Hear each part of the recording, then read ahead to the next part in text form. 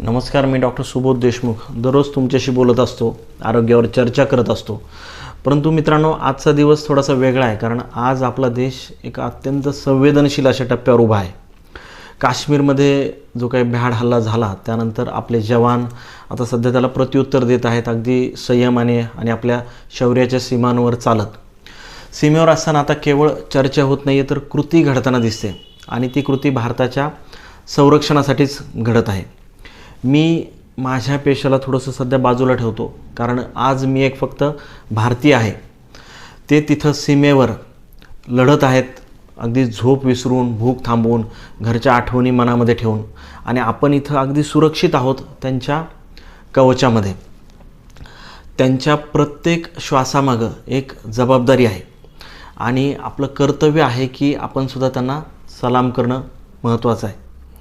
म्हणूनच आज मी कोणताही आरोग्य सल्ला देणार नाही आहे, फक्त एकच सांगतो की आज ते आहेत म्हणून आपण आहोत. जय हिंद.